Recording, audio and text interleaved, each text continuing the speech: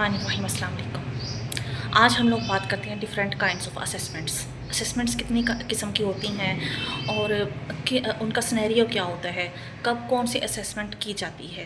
Income tax ordinance में इसको किस तरह सेग्रीगेट किया गया है और किस तरह जो है ये जुरिस्डिक्शन को मद्देनज़र रखते हुए कब कौन सी असेसमेंट को जो है वो लागू किया जाता है।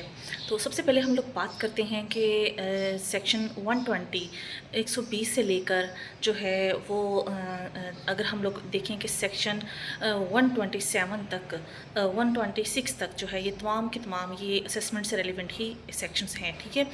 तो सेक्शन 120 जो है उसमें असेसमेंट जो है वो सेल्फ असेसमेंट है। मींस के 114(1) के तहत जो टैक्स पर रिटर्न फाइल करेगा उसकी जो असेसमेंट होगी उसको कहते हैं कि उसने अपनी खुद असेसमेंट की है, इनकम एंड एक्सपेंसेस की और एसेट्स की और लाइबिलिटीज़ की, और उसने अपनी रिटर्न फाइल कर दी। मींस उसने सेल्फ असेसमेंट की सेक्शन 120 के तहत। अब एक जो है नेक्स्ट सेक्शन 121 मतलब बेस्ट जजमेंट असेसमेंट, ठीक है। तो वो 121 की बेस्ट जजमेंट असेसमेंट कमिश्नर उस वक्त करता है या उस वक्त होती है, उस वक्त की जाती है जब ये जो है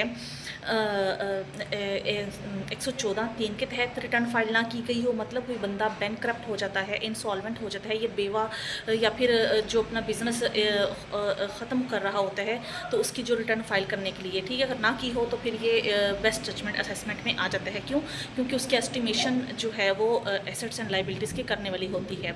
और दूसरी इसका सिनेरियो 121 का कब होता है, जब ये जो 114(4) के अंडर मतलब जो है रिटर्न फाइल ना की गई हो, मींस कि कमिश्नर ने नोटिस इशू किया और 114(4) का लेकिन स्टिल रिटर्न फाइल नहीं की गई, तो उसकी बेस्ट जजमेंट असेसमेंट की जा सकती है अंडर सेक्शन 121।